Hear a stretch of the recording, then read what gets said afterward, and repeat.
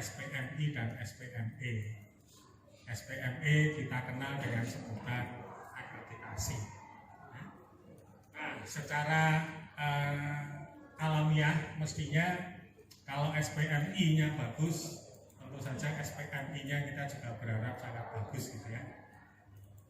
Nah, itu yang dicoba diterapkan di dalam LAM Infocom, sehingga kalau Bapak Ibu sudah mulai menyusun LED-nya LAM Infocom, itu sesungguhnya struktur dari LED adalah siklus PPEPP yang ada di SPMI. Nah, ada satu hal yang sangat penting untuk kita perhatikan bersama ketika kita menyusun LED, bahwa yang dinamakan dengan penjaminan mutu yang kita anut sekarang ini berbasis pada standar, ya, sehingga pengertian dari standar itu memang harus menjadi satu pemahaman yang baik supaya kita bisa memahami dan kita bisa menulis LED dengan baik. Saya bisa sedikit mengilustrasikan seperti ini, Bapak Ibu sekalian.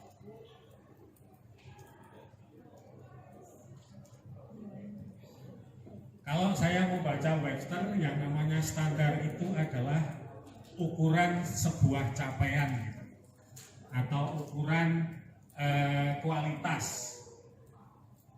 Nah, maka kalau kita mau dikatakan sebuah perguruan tinggi yang berkualitas, maka kita harus mencapai satu standar tertentu. Dalam hal ini adalah yang dinamakan dengan SNDP. SNDP itu sebenarnya adalah standar minimal yang setiap perguruan tinggi dan setiap prodi harus memenuhi. Kalau ada standar yang belum dipenuhi, itu berarti belum seluruhnya mengikuti SNDP. Oke. Nah, kalau mengaca pada hal tersebut, maka kalau kita melihat pada SNDP, sebenarnya ketika kita mengukur itu atau melaksanakan sebuah kegiatan dan kemudian kita merujuk pada SNDP tersebut, ada tiga kemungkinan, Bapak Ibu sekalian. Ini ilustrasi sederhana saja. Bapak Ibu tahu yang namanya standar kelulusan S1 ya, yaitu 144 SKS, IPK minimalnya 2, dan waktu studi maksimalnya 7 tahun. Itu adalah standar minimal.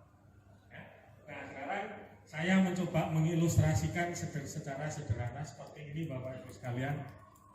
Kalau saya punya mahasiswa dengan prestasi seperti ini, apa yang terjadi? Tidak memenuhi standar. Nah, ini secara sederhana saya bisa mengatakan tidak mencapai standarnya SNDP. Nah, apa yang terjadi? Mahasiswanya nangis bombay karena di PO. Oke. Nah, kalau misalnya yang berikutnya seperti ini, ya ini kan sudah memenuhi SNDP ya pokoknya lulus lah gitu, pokoknya meskipun pas-pasan gitu ya, kita mengatakan ini mencapai standar. Meskipun agak malu-malu tetapi sudah bisa lulus lah begitu ya. Tetapi kalau kita lihat contoh yang ketiga, SKS 144, IP-nya 3,9, waktunya 4 tahun. Saya bisa mengatakan misalnya ini adalah jauh melampaui SNDP. Jadi ketika dia lulus, dia bisa sangat senang. Ini contoh sederhana dari apa yang nanti harus Bapak Ibu laporkan ketika bicara tentang standar atau ketika bicara tentang poin E pada siklus PPEPP. P yang pertama itu adalah penetapan, P yang kedua peningkatan, E-nya adalah pelaksanaan, E-nya adalah evaluasi. Nah, di dalam evaluasi Bapak Ibu sebaiknya bisa mengidentifikasi standar mana yang memenuhi, standar mana yang sudah tercapai tercapai, standar mana yang belum tercapai, seperti itu. Ya. Nah, terkait dengan standar, Bapak Ibu sekalian, kita tahu bahwa ada yang dinamakan SNDT, tetapi ada juga yang dinamakan dengan standar perguruan tinggi, ya Bapak Ibu sekalian ya. Nah, maka di dalam instrumennya LAM Infocom, Bapak Ibu sekalian perlu mengidentifikasi apakah perguruan tinggi Bapak Ibu sekalian sudah mempunyai standar PT-nya masing-masing atau belum. Kalau SNDP semua harus menjalankan. Tetapi kalau standar perguruan tinggi, meskipun berdekatan tempatnya di satu kota yang sama, bisa saja standar PT-nya berbeda. Nah, itu harus Bapak Ibu sekalian perhatikan semua, karena sekali lagi instrumennya LAM Infocom itu berbasis pada standar, dan standar yang dimaksud adalah SNDT dan standar PT. Nah, terkait dengan hal itu, lalu juga muncul istilah yang dinamakan dengan indikator. Mohon nanti bisa dibedakan apa itu standar, apa itu indikator, apa itu target capaian, dan apa itu capaian. Nah, kalau kita bicara tentang SNDT, indikatornya dinamakan dengan IKU, indikator kinerja utama. Kalau kita bicara tentang standar tambahan, maka indikatornya dinamakan dengan indikator kinerja tambahan. Itu adalah definisi yang digunakan di instrumennya LAM Infocom. Mohon tidak dicampur aduk dengan yang lain. Nah, karena saya dengar-dengar juga bahwa setiap perguruan tinggi oleh DT kan diberi semacam KPI yang dinamakan IKU kan ya.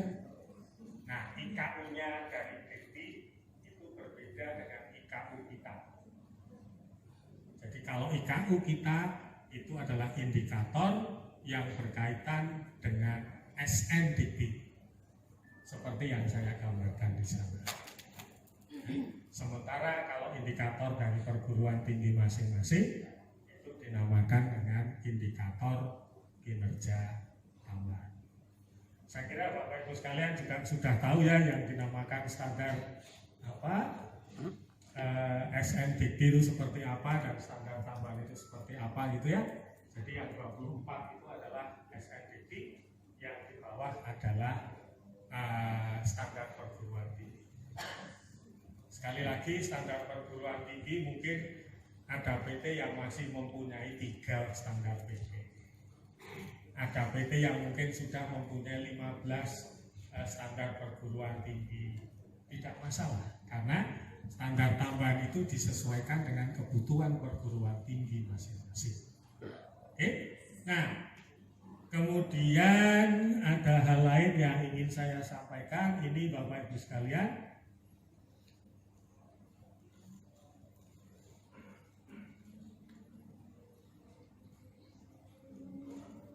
Jadi di LED kita itu akan ada 5 bagian. Ya. Bagian yang pertama adalah kondisi eksternal. Bagian yang kedua adalah profil UPPS. Bagian yang ketiga adalah 9 kriteria itu. Bagian yang keempat adalah suplemen prodi. Dan bagian yang kelima adalah pengembangan.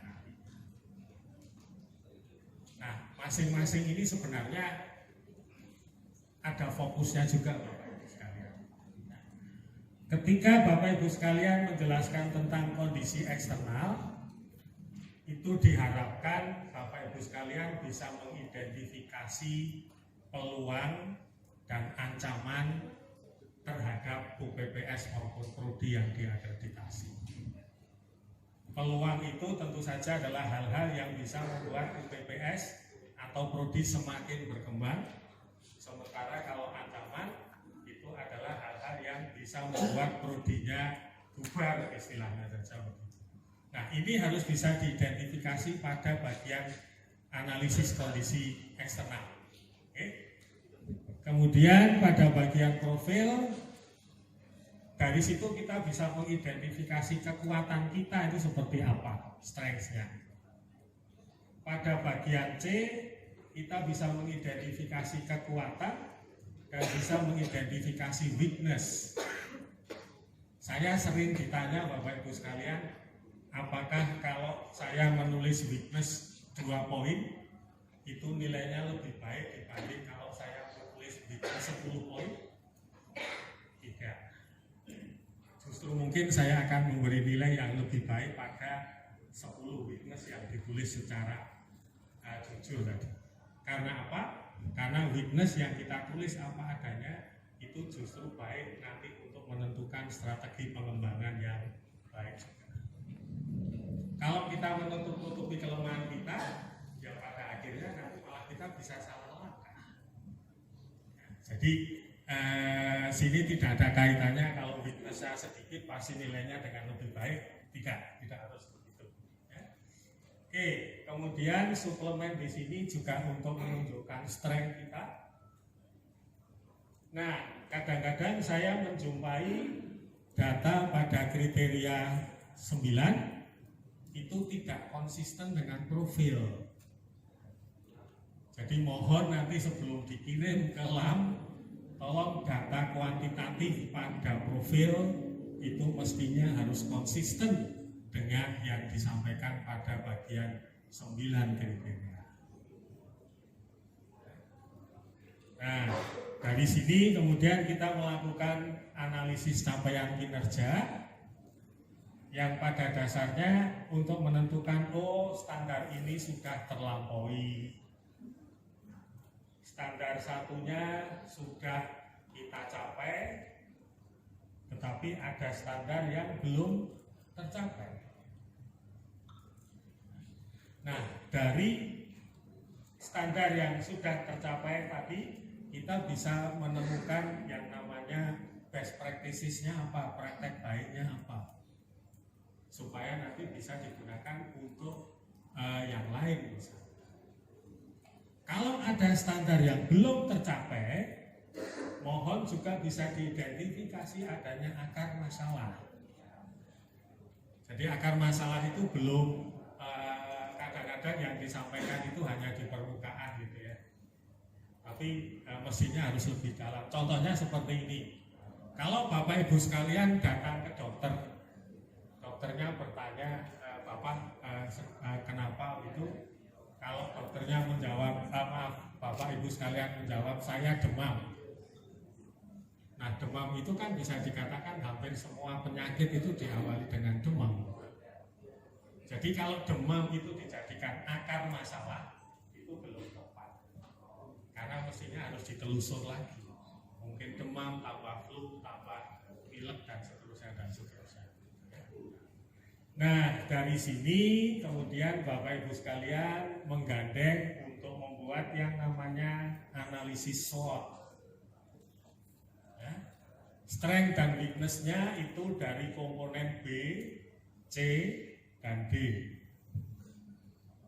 Kemudian peluang dan ancamannya itu dari bagian A. Lalu dari analisis SWOT di sini tentu saja kita bisa menuliskan strategi pengembangan dengan tetap memperhitungkan tadi beberapa ancaman, beberapa weakness tadi. Jadi yang dilihat jangan hanya yang kelihatan bagus, tetapi mestinya juga berbagai ancaman itu juga perlu kita atasi juga gitu ya. Lalu dari sini kita tentukan yang namanya program pengembangannya seperti apa. Jadi sekarang para asesor LAM Infocom itu tidak bisa melihat masing-masing bagian secara terpisah, tidak bisa. Karena ini semua harus dilihat secara keseluruhan gitu. Berbeda mungkin Bapak Ibu sekalian yang pernah menyiapkan instrumen Ban PT 7 kriteria dulu. Ya, itu sangat berbeda. Oke, nah jadi ini Bapak Ibu sekalian kaitannya, dan kemudian saya sangat menyarankan ketika nanti Bapak Ibu sekalian menyusun LED, mulailah dengan menyusun data. Oh ya.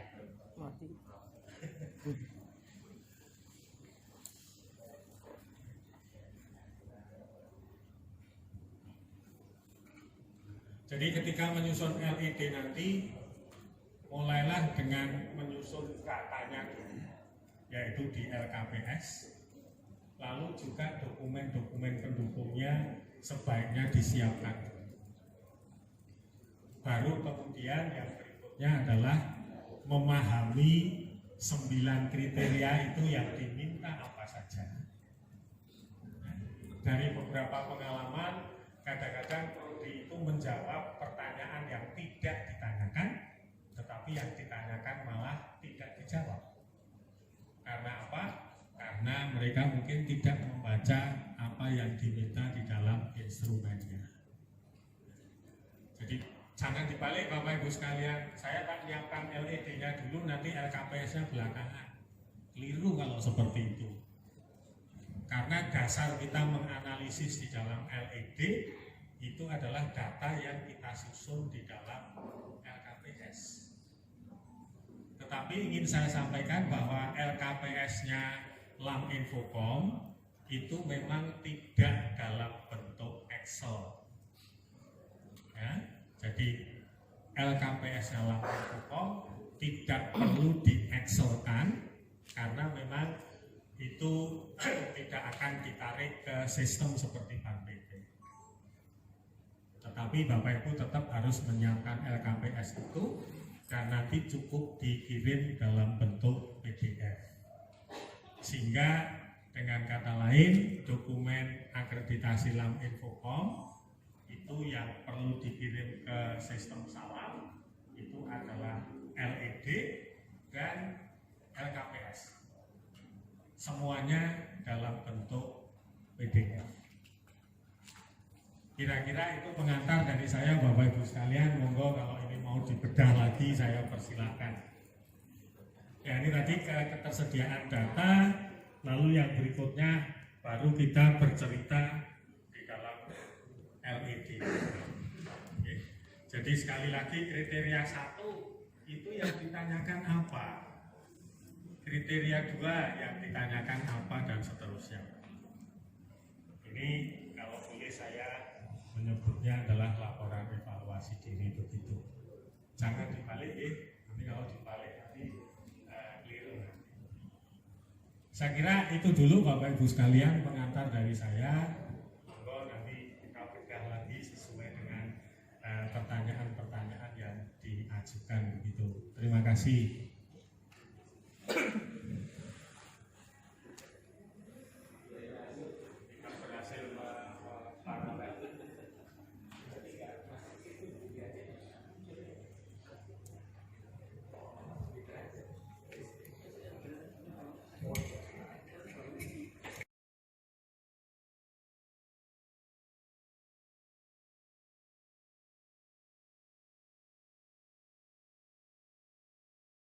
Ya, dan ada kriteria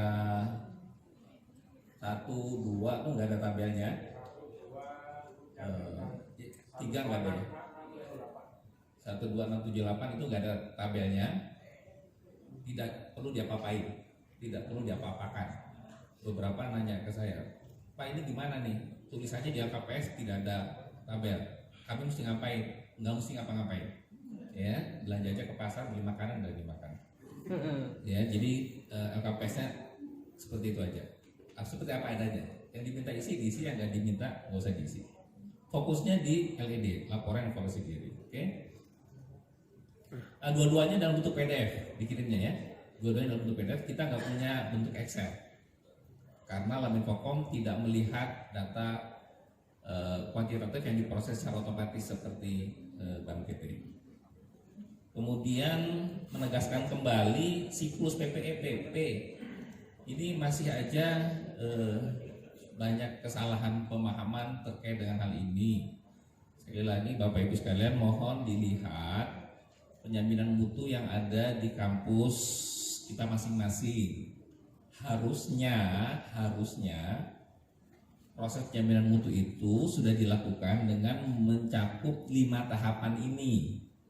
Mulai dari menetapkan kebijakan dan standarnya, termasuk indikator-indikatornya, melaksanakan kebijakan dan melaksanakan standarnya, mengevaluasi, mengendalikan, dan meningkatkan atau optimalisasi. Harusnya kita semua sudah melakukan itu. Ya, kalau belum melakukannya, ya mari kita melakukannya, gitu. Ya, dengan konsisten, ya, dengan konsisten.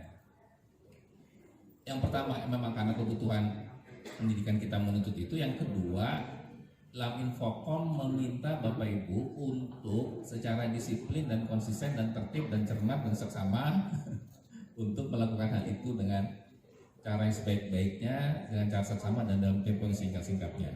Jakarta 17/1/1945.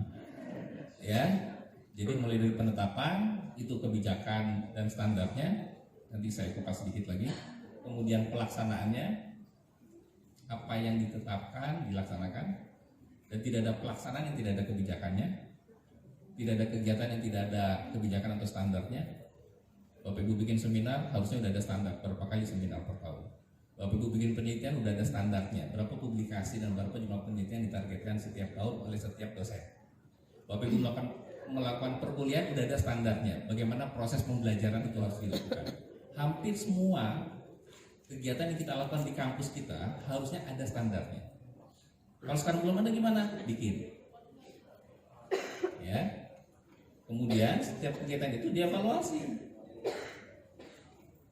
lewat audit mutu internal atau apapun nama evaluasinya. Ada evaluasi dilakukan terhadap kegiatan kita untuk melaksanakan standar tersebut. Oke. Dan dievaluasi, hasil evaluasi dikendalikan. Apa itu dikendalikan? Ditindaklanjuti. Apa hasil evaluasinya? Kalau sudah bagus ditingkatkan, kalau belum tercapai dibuat aktivitas rencana tindak lanjut supaya tercapai, gitu ya. Dan terakhir dilakukan proses peningkatan. Ya. Oke. Peningkatan ini bukan kegiatan. Oh ya, ini kami menemukan banyak sekali yang namanya peningkatan itu kegiatan. Peningkatan mengirim dosen untuk kegiatan-kegiatan pelatihan dan seterusnya. Itu bukan peningkatan. Yang dimaksud peningkatan di sini adalah peningkatan atas standarnya atau penyesuaian atas standar. Kalau tadinya standar misalnya IPK Bapak Ibu menetapkan 3,0 ditetapkan, kemudian dilaksanakan. Setelah pelaksanaan itu ternyata IPK mahasiswa kita cuma 2,75 misalnya, berarti tidak mencapai standar, kan? Tindak lanjutnya adalah meningkatkan jumlah, memperbaiki proses pembelajaran sehingga IPK-nya lebih baik. Ya. Nah, kemudian di peningkatan, di penyelarasan, kelihatannya kalau 3,0 ini ketinggian, kita turunkan aja standarnya. Jadi 2,8 misalnya. Boleh. Ya. Jadi yang dimaksud bagian peningkatan di akhir P itu adalah perubahan atas standar, bukan bentuk kegiatan. Mohon diperhatikan sekali ini. Banyak sekali kami menemukan ketika Bapak Ibu menulis bagian peningkatan, itu isinya adalah bentuk kegiatan. Bukan. Isinya adalah perubahan atas standar yang sudah ditetapkan sebelumnya dan dilaksanakan, dan hasil evaluasinya sudah bagus, ditingkatkan di situ. Standarnya ditingkatkan, ya, untuk kepentingan siklus tahun berikutnya. Nanti bisa ditanyakan kalau masih kurang jelas, ya. Nah, jadi ini tadi sudah disampaikan Pak Insaf.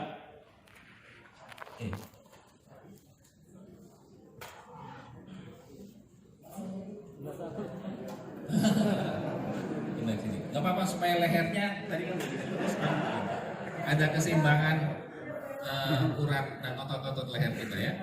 Nanti habis ini pindah ke belakang. Jadi udah. Oke. Oke, sedikit lagi, 3 menit lagi. Ini yang ingin saya sampaikan adalah ini berulang terjadi. Kami di BES 3 ini mengakses 185 prodi Bapak Ibu sekalian. Pak Insaf ini ada 18 prodi. Berapa Pak? 7. Saya mengakses 6. Kami jadi Bang Toyib, Super Bang Toyib tepatnya, bukan Bang Toyib lagi, untuk membina teman-teman sekalian di berbagai daerah terkait dengan penjagaan mutu ini. Nah, pastikan penetapan dan pelaksanaan ini konsisten. Apa yang ditetapkan di penetapan itu yang dilaksanakan dan itu yang dilaporkan. Beberapa kasus ditetapkan A, dilaksanakan B, itu dilaporkan. Ya ini tidak ada standarnya, tapi kok dilaporkan sebagai pelaksanaan. Ini tukang golok naik ojek apa? Nggak nyambung jack gitu katanya. Kesembung. Ya. Kesembung. Jadi tolong sekali Bapak Ibu perhatikan apa yang nanti ditulis di pelaksanaan adalah hal yang ditetapkan di bagian penetapan, bukan hal yang lain. Mohon dengan sangat, saya selalu menyampaikan, kalau Bapak Ibu sedang menulis LED, beranikan diri baca lagi soalnya. Karena kebanyakan kita menulis soalnya, menulis soal yang diminta di LED Lab Infokom ini, kemudian menulis jawabannya, setelah menulis jawaban nggak berani lihat soalnya lagi. Takut dia mesti ngapus lagi itu jawabannya, dan dia nggak rela dan nggak ridho itu ngapus lagi. Tolong beranikan diri, baca lagi soalnya, cek lagi jawabannya, apakah yang ditanya sudah dijawab, dan apakah yang nggak ditanya memang nggak perlu dijawab. Karena ada sering yang ditulis yang nggak ditanya, yang ditanya malah nggak ditulis. Mohon ya, mohon dengan sangat Bapak Ibu, kami sangat concern untuk melakukan pembinaan ke prodi-prodi terkait hal ini supaya kita bisa menjaga konsistensi antara apa yang kita tetapkan dengan apa yang kita laksanakan. Ya. Yang kedua, tindak lanjut selanjutnya adalah evaluasi. AMI, audit mutu internal. Ada yang setahun 2 kali, ada yang setahun 1 kali. Terserah, nggak ada masalah dengan itu. Yang penting yang diamikan adalah standar yang sudah ditetapkan. Oke, yang diamikan, yang diaudit adalah standar yang sudah ditetapkan. Kemudian tindak pengendalian adalah tindak lanjut dari hasil AMI. Bapak Ibu jangan menulis di pengendalian hal yang lain lagi yang tidak diamikan, yang tidak diaudit. Mohon. Jadi ini kami menjaga konsistensi antara penetapan, pelaksanaan, evaluasi, pengendalian sampai pelaksanaan itu hal yang sama yang ditetapkan sebagai standar. Itulah yang dilaksanakan, itulah yang dievaluasi, itulah yang dikendalikan, itu pula yang ditingkatkan. Jadi kalau atasnya salah, ke bawah jadi salah semua nanti. Ya, jadi itu yang perlu kita jaga ya. Nah, peningkatan, perbaikan atas standar yang sudah ditetapkan. Oke? Nah, di dalam proses penilaian ini nanti Bapak Ibu akan mendapati pertanyaan. Kalau Bapak Ibu cek ke matriks penilaian, ini kan instrumen akreditasi ini kan pertanyaannya ada, jawabannya juga ada. Nggak kayak ujian, ada pertanyaan, nggak ada jawabannya. Kalau ini ada pertanyaan, ada jawabannya, dan bisa tahu skornya berapa. Karena di matriks penilaian itu 4 kalau begini, 3 kalau begini, 2 kalau begini, dan seterusnya kan. Nah, ini situasi. Dan kami tidak punya angka 0. Instrumen Lab Infokom tidak punya angka 0. Kalau Bapak Ibu ngirim LED blank, nggak ada isinya sama sekali, itu sudah dapat nilai 114. 100. Tapi saya akan nolak duluan. Ya, ini nggak ada isinya, gitu ya. Tapi karena nggak ada angka 0, sudah dapat 114 free. Ya. Nah, kemudian usahakan supaya dapat 2, dapat 3, dapat 4 ya. Ini jadi 4 tuh kalau sangat efektif, 3 itu efektif, 2 cukup efektif, 1 cukup efektif. Bagaimana tolak ukurnya? Bisa ditanya nanti ya. Oke. Ini keselarasan PPPP. Jadi apa yang sudah ditetapkan A, dilaksanakan A, dievaluasi A, dikendalikan A, ditingkatkan A. Ini slide yang ini sudah kemana-mana ini slide saya. Ya, intinya konsistensi antara P, E, P. Konsisten. Jangan ada yang bolong. Ya. Kemudian implementasinya, ini mohon maaf kalau kekecilan. Ini bocoran buat kita aja, ada ikut munas ini ya, yang slide ini. Ya, tolong jangan kasih tahu yang lain. Yang lain. Udah kemana-mana ya. Udah kemana-mana. Udah kemana-mana. Ini gampangannya begitu. Ini gampangannya begitu. Itu gampangannya begini. Ya, jadi yang di penetapan pastikan ada standar, ada kebijakannya, ada standarnya, dan ada IKU dan IKT. Tadi Pak Ensel sudah menjelaskan IKU dan IKT. Gampangnya IKU itu bisa di level perguruan tinggi, nanti IKT bisa di level di kerja atau di program studi atau di bagian keuangan atau di bagian kemahasiswaan. Begitu ya, boleh dibuat begitu. Ada juga, bisa juga stand itu tidak ada IKT-nya, IKU-nya saja boleh. Kami tidak menetapkan harus bagaimana, yang penting ada indikatornya, ada standarnya dan ada indikator untuk mengukur standar tersebut. Gitu ya. Nah, di bagian penetapan pastikan itu ada tuh, makanya saya kasih poin-poin yang sangat eksplisit. Boleh nggak kalau kami buat dalam bentuk tabel? Boleh. Seperti ini boleh.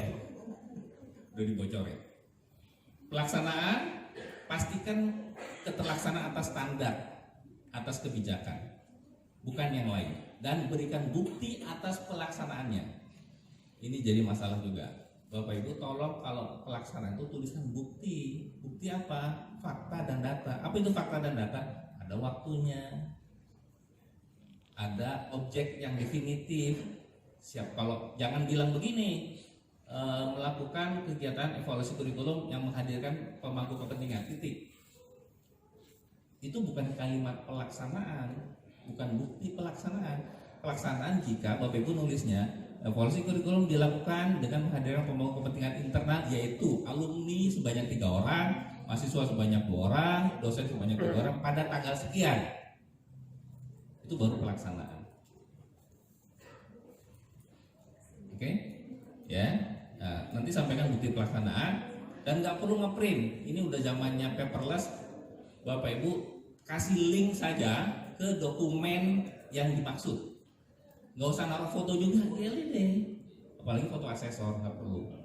Ya, Bapak Ibu taruh foto, link aja ke Google Drive atau kemana, cloud, kasih link.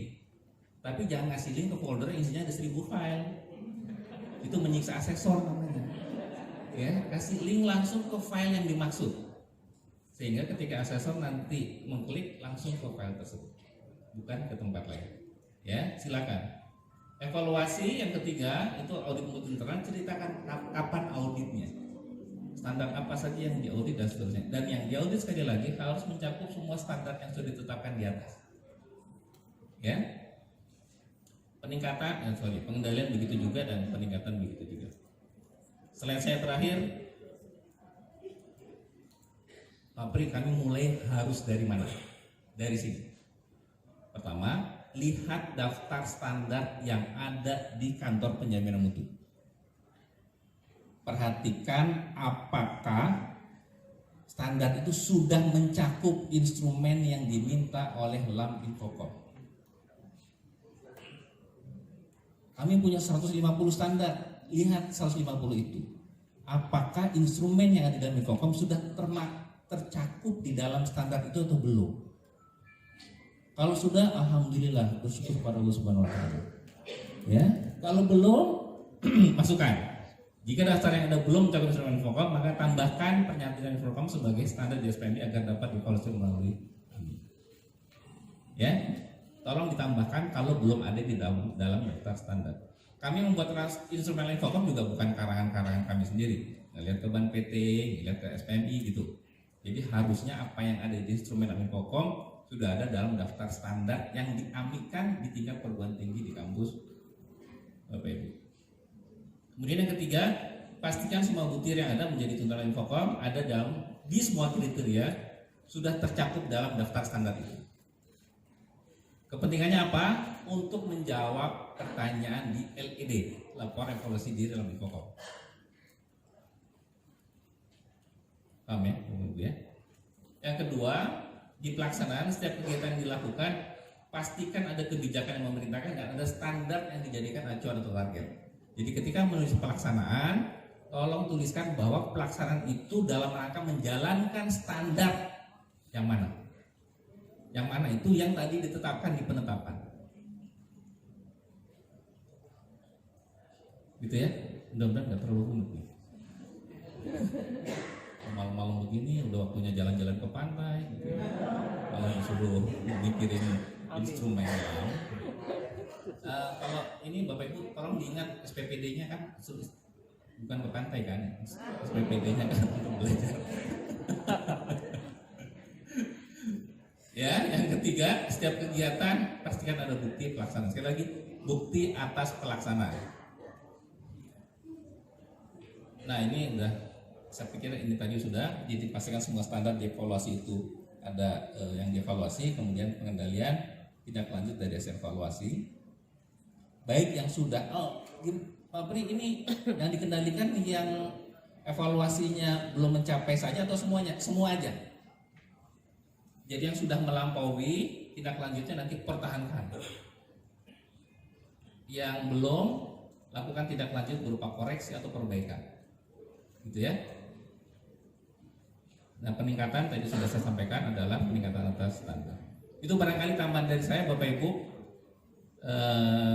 Sekarang jam 8.05. 20.05. Iya. Ini semalam apa nih? Jangan salah